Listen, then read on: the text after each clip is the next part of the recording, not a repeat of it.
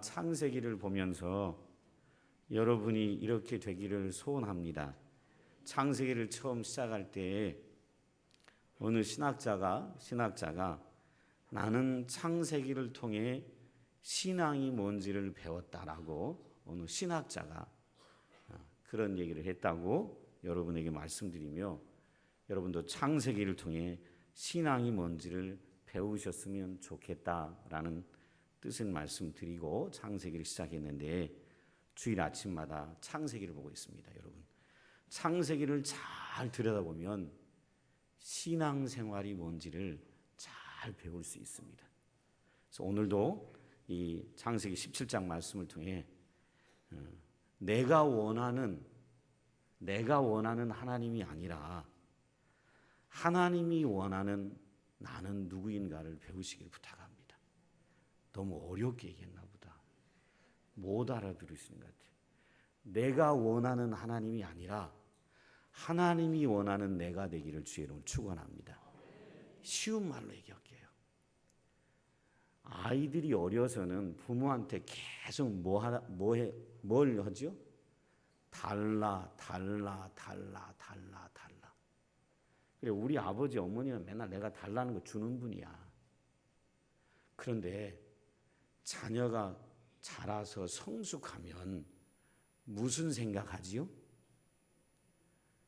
우리 어머니 아버지 70, 80대에서 내일 모레 돌아가실 건데 저 유산을 어떻게 뜯어먹나, 그런 생각합니까? 그런 자식 있으면 아예 키우지 마세요. 지금부터 쫓아버려요.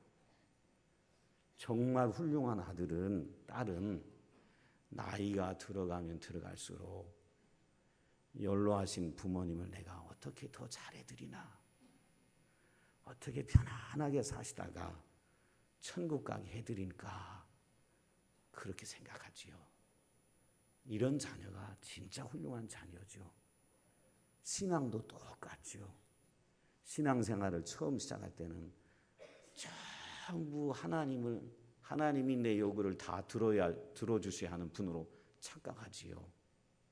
근데 신앙이 성숙하면 성숙할수록 어떻게 하면 내가 하나님을 기쁘시게 할까, 하나님이 원하는 걸 내가 어떻게 따라 행할까, 이 생각을 하지요.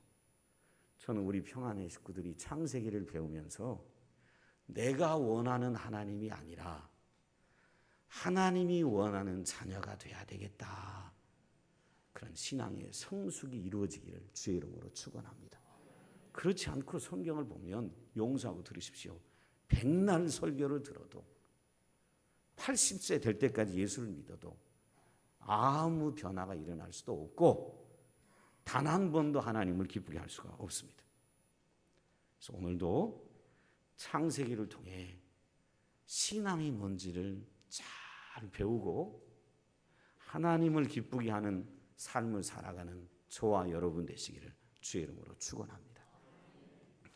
사람이 어려움이 없고 평안할 때는 순종하는 일이 어렵지 않습니다. 여러분도 한번 여러분 자신을 생각해 보세요. 어려운 일 없고 평안하고 이럴 때는요, 순종합시다, 순종해야 된다, 이런 말이 마음에 큰 부담이나 짐으로 어려움을 오지 않습니다. 그런데 내 삶이 어렵고 힘들고 환난 가운데 있을 때는 주님의 말씀에 순종해야 합니다, 이 말이요, 잘 마음에 와닿지 않아요. 마음이 이렇게 다치고요, 굳어버리고요, 그리고 속으로 비웃기도 하고 불신하기도 하고 그래요. 그래서 여러분, 참된 신자는 평안할 때도 있고 환난도 올 수도 있는데, 이럴 때 참된 신자는 어떻게 반응해야 되는가, 이걸 오늘 본문을 통해서 저와 여러분이 함께 배웠으면 합니다. 첫째, 신자는 믿을 수 없는 상황에서도 주님의 약속을 믿어야 합니다. 따라서시죠. 신자는 믿을 수 없는 상황에서도 주님의 약속을 믿어야 합니다.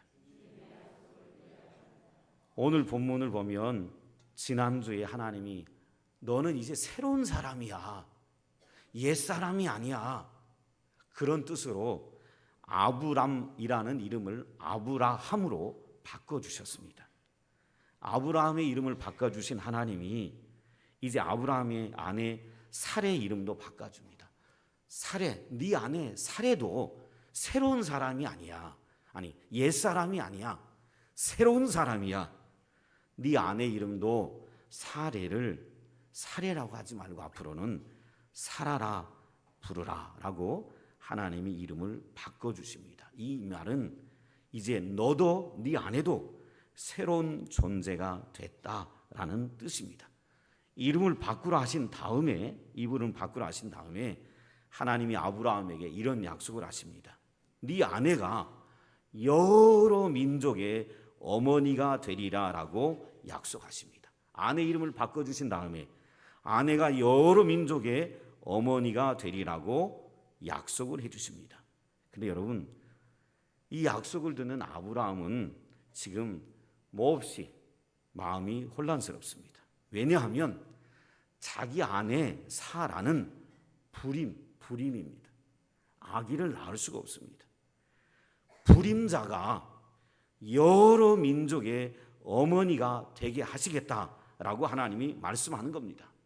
아기를 낳을 수 없는 불임자를 초자연적인 방법으로 아기를 낳게 하시겠다고 하나님이 말씀하시는 것입니다. 이 얘기를 듣는 아브라함은 혼란스럽습니다. 그래서 여러분 17절 한번 보세요. 17절 보면 아브라함이 엎드려 웃었다 이렇게 합니다. 여러분, 아브라함이 웃었어요. 이 웃음은 너무 좋아서 웃었을까요? 네 아내 불임자가 아들을 낳을 거다. 그래서 너무 좋아서 웃었을까요? 아니요. 무슨 웃음이죠? 불신의 웃음입니다. 불신의 웃음. 지난주에 제가 테스트를 한번 해봤죠. 우리 교인들하고. 기억나셔요? 저기 이선아 사모님한테 이선아 사모님 내년에 아들을 낳을 줄로 믿습니다. 그러니까 이선아 사모님이 저기서 내일 모레 90인데 진짜 저 어른은 90인데 저기 앉으셔서 지난주에 그랬죠. 아브라함하고 똑같이. 목사님 웃기는 소리 하지 말아요. 그 말이에요. 불신의 웃음이에요. 불신. 그런 일 없을 거예요. 아브라함이 웃는 이유를 설명합니다. 17절 잘 보세요. 아브라함이 엎드려 웃으며 마음속으로 자기 생각으로 마음으로 얘기합니다. 100세 된 사람이 어찌 자식을 낳을까? 사라는 90세니 어찌 출산하리요? 기쁨의 웃음이었어요? 아니잖아요. 불신의 웃음이지요. 하나님 지금 믿을 수 없는 얘기를 하시는데 웃기는 얘기하지 마세요. 그런 얘기하는 겁니다. 창세기 15장에 보면 여러분 잊어버리셨겠지만 창세기 15장에 보면 아브라함이 85세 고향을 떠나온 지 10년이 지나서 85세 됐을 때 하나님이 아브라함에게 10년을 하나님 믿고 따라왔는데 아직 자식이 없자 하나님이 아브라함에게 나타나셔서 이런 얘기했어요. 네 몸에서 상속자가 나올 거다라고 15장에 얘기할 때 아브라함이 그것을 믿었어요. 믿으니까 하나님이 아브라함을 의롭다 여기셨습니다. 내 아브라함 몸에서 상속자가 나올 거라는 사실을 말씀하실 때 아브라함은 그걸 믿었어요. 그런데 말이죠. 그런데 불임인 나이 많은 아내 사라의 몸을 통해서 상속자가 나올 것은 아브라함이 오늘 본문을 보니까 믿지 않고 있는 거예요. 아브라함 네 몸에서 상속자가 나올 거다 할 때는 뭐 했다고요? 믿었어요. 그런데 내 아내가 불임이야. 불임인 내 아내를 통해서 상속자가 나올 거라고 얘기를 하니까 하나님 말씀하시니까 아브라함이 이것은 믿지 않았어요. 믿지 않고 아브라함이 하는 말이 뭐냐면 하나님 지난번에 인간적인 방법으로 낳은 아들 이스마엘 여종을 통해 낳은 아들 이스마엘이 있는데 이스마엘이나 하나님 앞에서 복을 누리며 살기를 원합니다 라고 아브라함은 다시 한번 인간적인 방법으로 자신의 몸에서 난 이스마엘을 하나님의 상속자로 추천합니다. 여러분 18절 한번 잘 보세요. 사라가 90세니 어찌 출산하리요 하고 18절 보세요. 아브라함이 이에 하나님께 아뢰되 이스마엘이나 하나님 앞에서 살기를 원합니다. 이 말이 뭡니까? 하나님 인간적으로 여종을 통해서 나왔던 인간적인 방법으로 나왔던 그 이스마엘이나 하나님 앞에서 나의 상속자로 살기를 원합니다 라고 얘기하는 겁니다. 믿을 수 없는 상황에서 하나님이 하시는 이 약속을 아브라함은 믿지 못하고 있는 것입니다. 평안의 식구 여러분, 저도 여러분에게 도전합니다.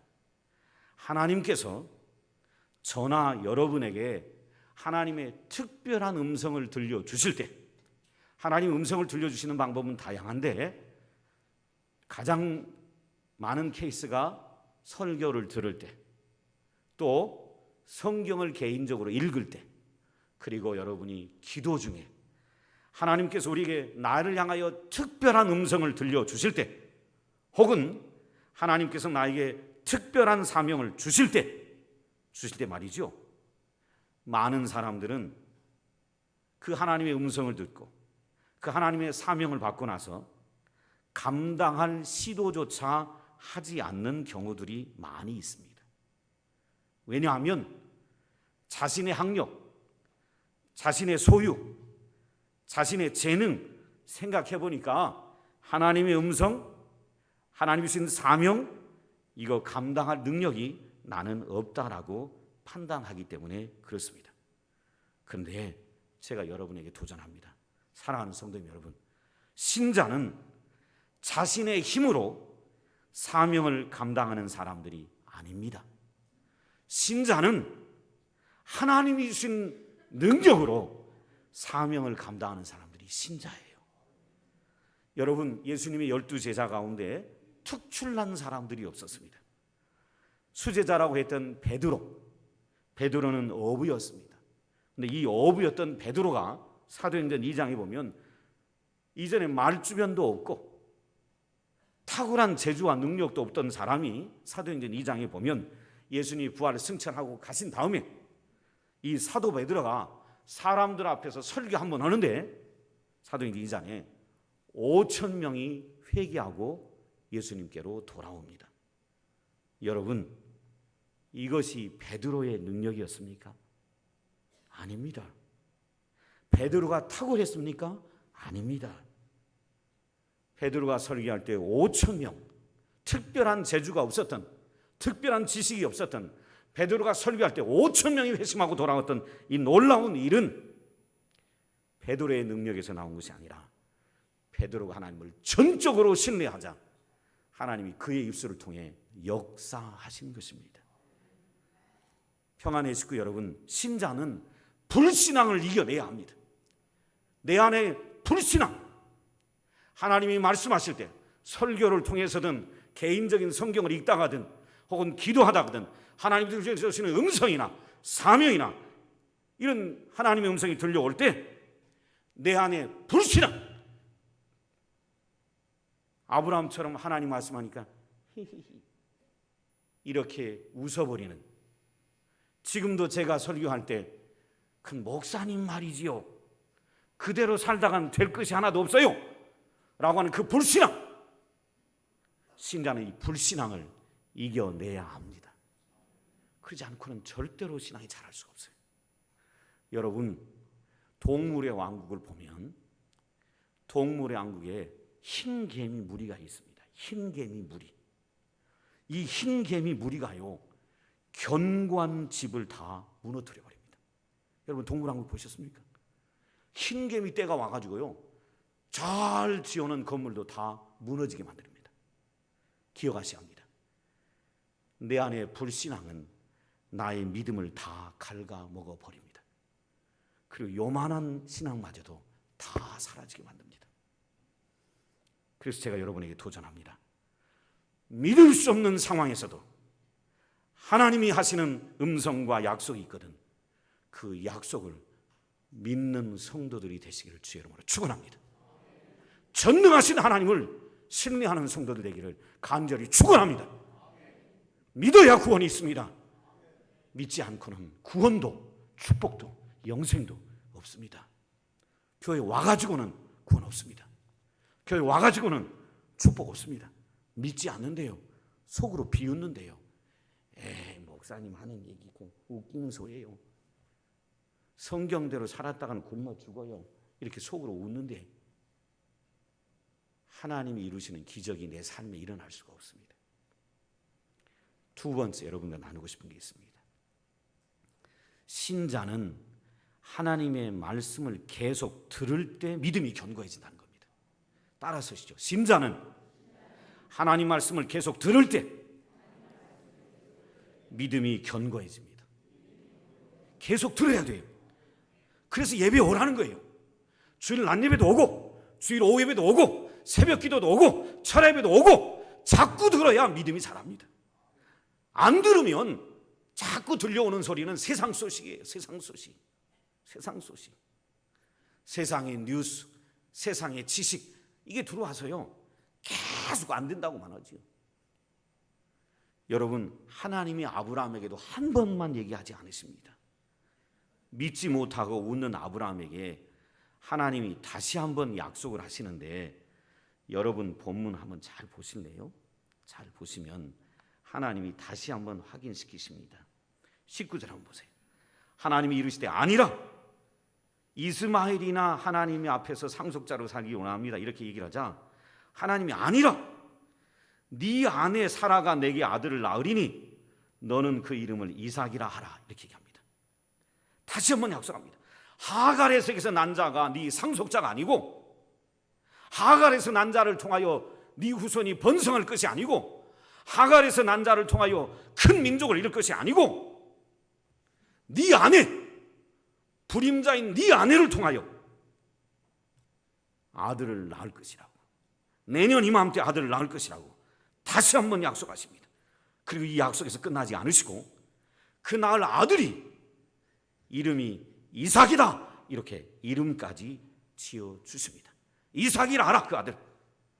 여러분, 이삭이라는 말의 뜻은 웃었다, 그런 뜻입니다. 그가 웃었다라는 뜻입니다. 하나님이 말씀하자 아브라함이 뭐 했어요? 웃었어요. 이 웃음은 무슨 웃음이라고요? 불신의 웃음이었어요. 그런데 아브라함이 웃으니까 그 아들 낳을 텐데 아들 이름을 뭐라고 지어주겠다? 이삭. 뜻이 뭐라고요? 웃었다, 웃게 해주겠다, 이 말입니다. 이 말은 무슨 뜻입니까?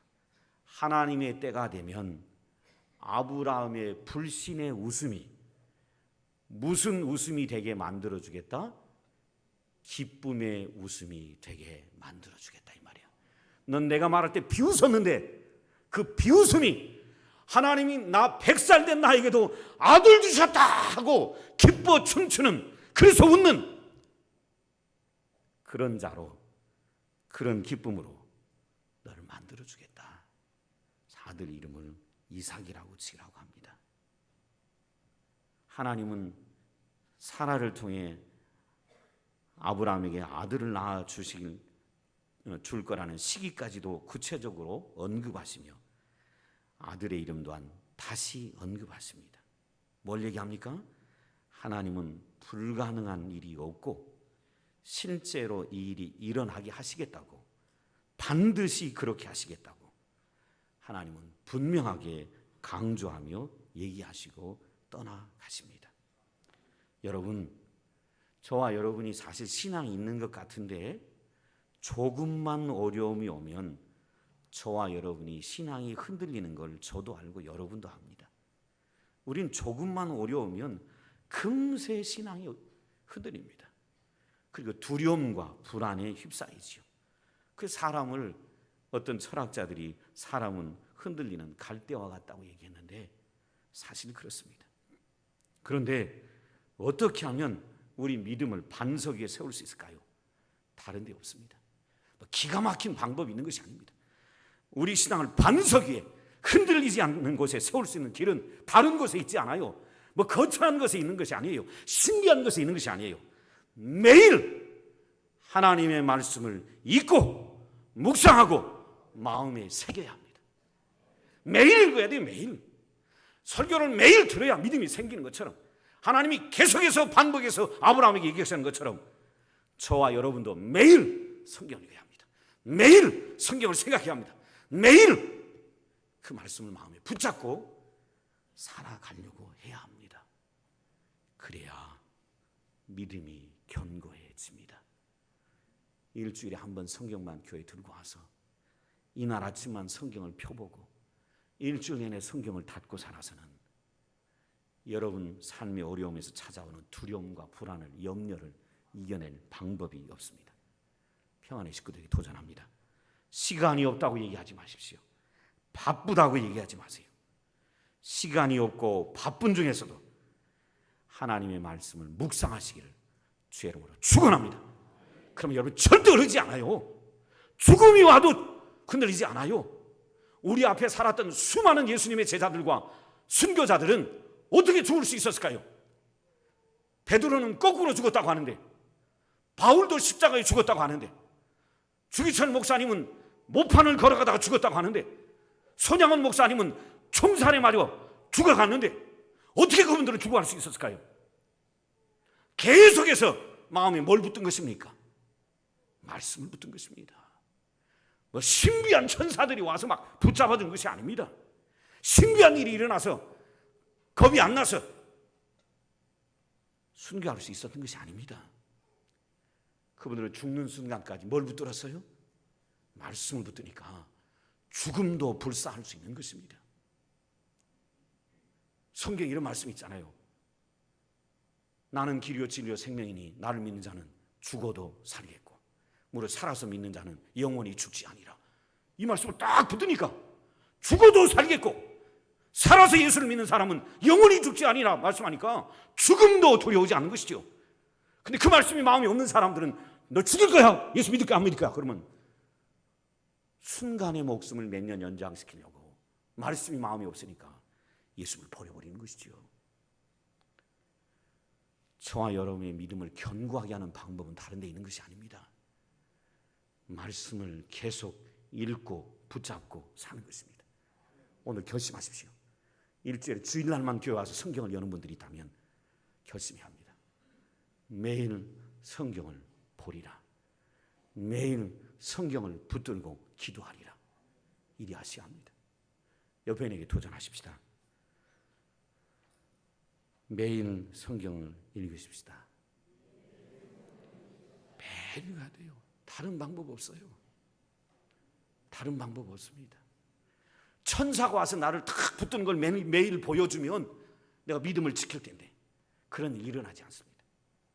천사 오지도 않고 보이지도 않아요.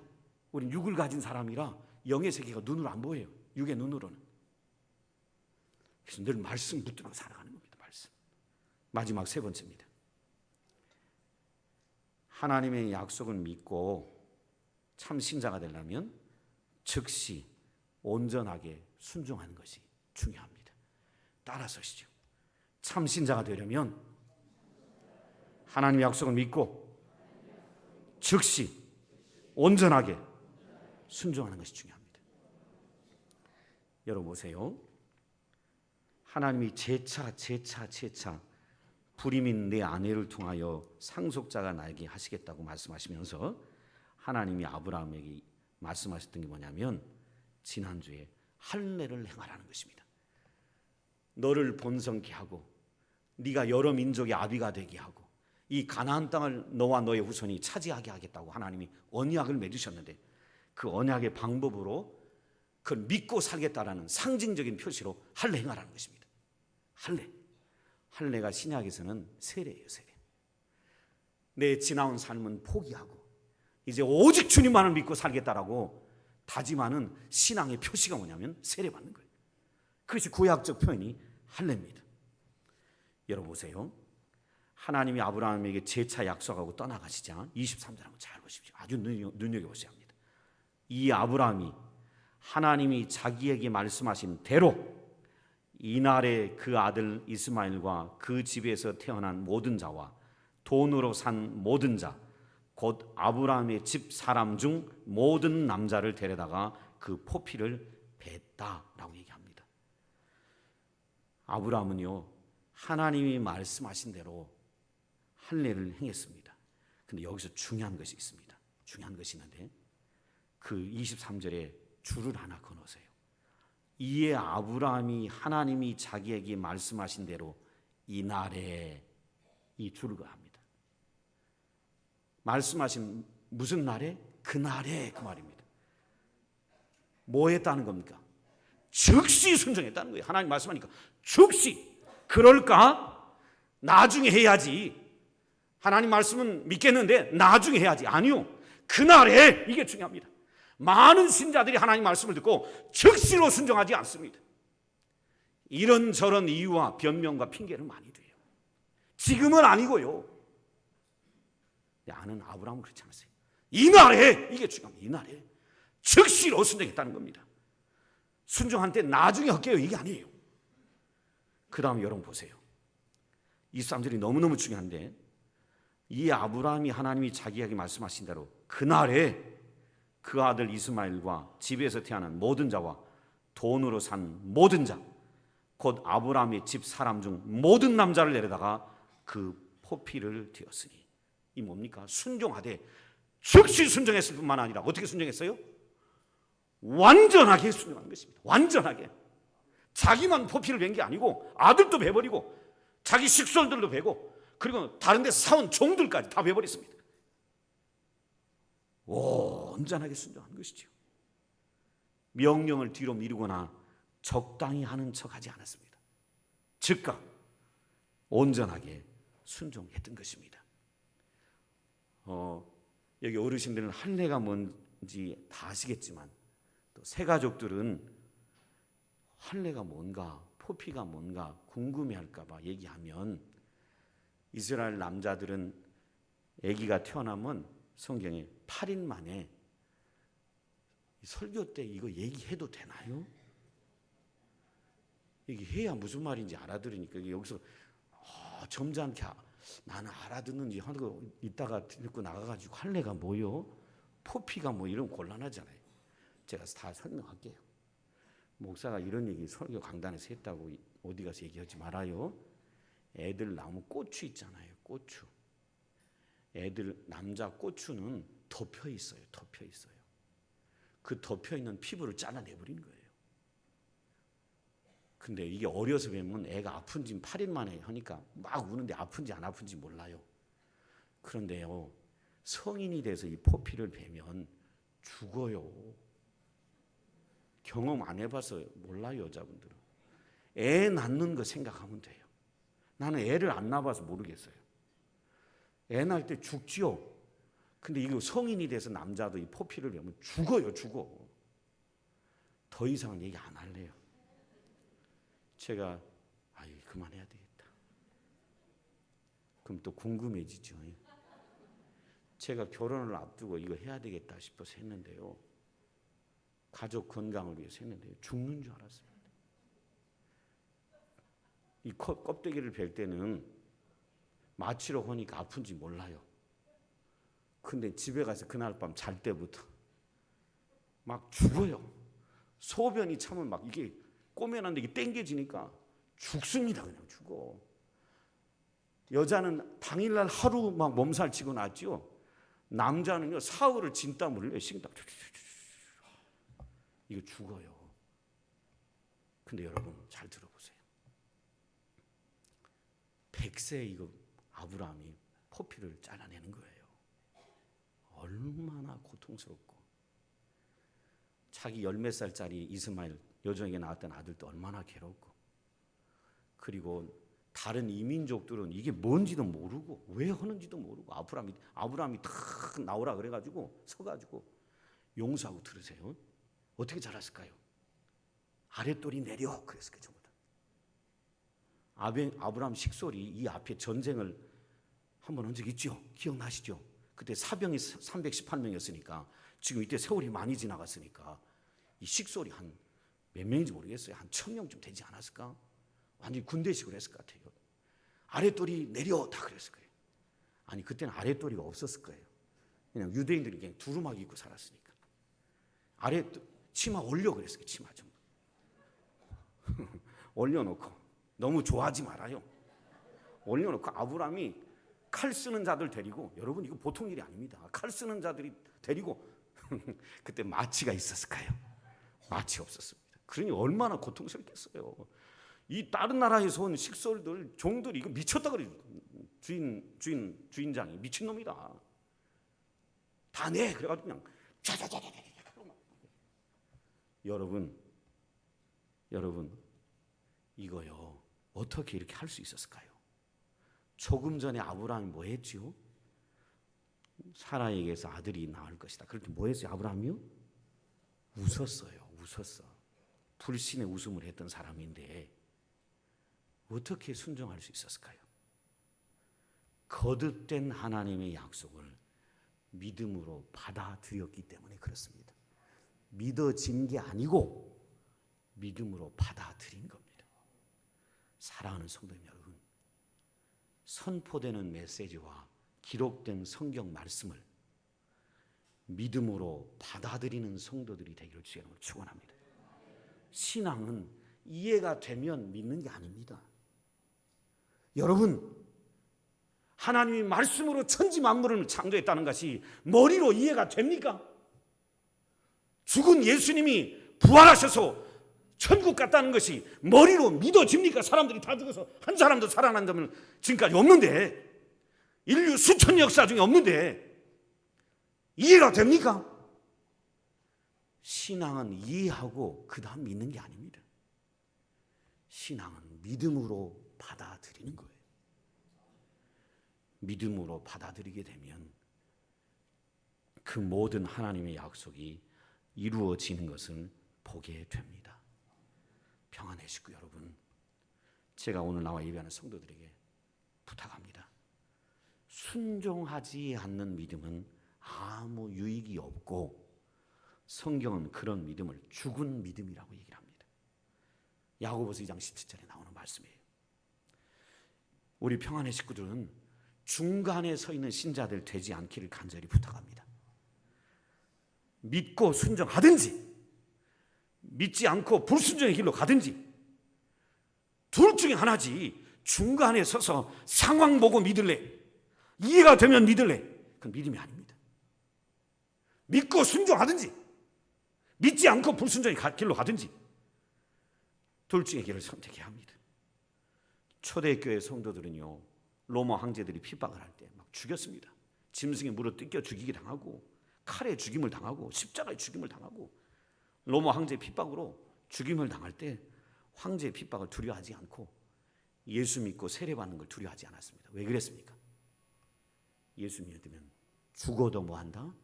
산다. 예수 믿는 자에게는 뭐가 있다? 영원한 천국이 있다. 예수 믿은 사람에게는 저 하나님께서 내가 믿음으로 살았던 거 다 보고 계시다가 하나님 판단하신 그날 나에게 모든 그 갚아주시도록 믿는다. 이 믿음이 있었기에 황제의 핍박에서도 두려워하지 않고 믿고 세례받고 죽음의 길을 갔던 것을 볼 수 있습니다. 저는 여러분에게 도전합니다. 하나님은 말씀하시면 그 말씀을 하신 걸 반드시 이루시는 분입니다. 그러기에 신자에게 필요한 건 믿는 겁니다. 설교를 통해 여러분에게 어떤 음성을 들려주든지 사명을 하나님이 주시든지 여러분이 성경을 읽다가 하나님의 음성을 듣든지 성경을 읽다가 여러분이 사명을 받든지 여러분이 기도하다가 하나님의 음성을 듣든지 기도하다가 하나님이 주신 사명을 발견하든지 하나님이 여러분에게 약속하실 때 그 약속을 신자는 믿고 순종하는 것이 중요합니다. 이제 하나님의 음성이 들려올 때 불신의 웃음을 하지 마시고 속으로 비웃지 말고 하나님을 신뢰하고 순종하는 삶을 살아가는 평안의 식구들 되기를 주의 이름으로 축원합니다. 기도하겠습니다. 아버지 하나님, 이 종과 우리 평안의 식구들에게 양쪽에 다리 걸치지 않도록 도와주시고 믿고 순종하든지 그렇지 않으면 믿지 않고 불신앙의 길을 가든지 어중간하게 서서 신앙생활 하는 것도 아니고 믿지 않는 것도 아니고 그래서 골병 들지 않도록 바른 선택을 하고 믿음으로 순종하며 살아가는 우리 모두가 되게 도와주시기를 소원합니다. 예수님의 이름으로 기도드리옵나이다. 아멘.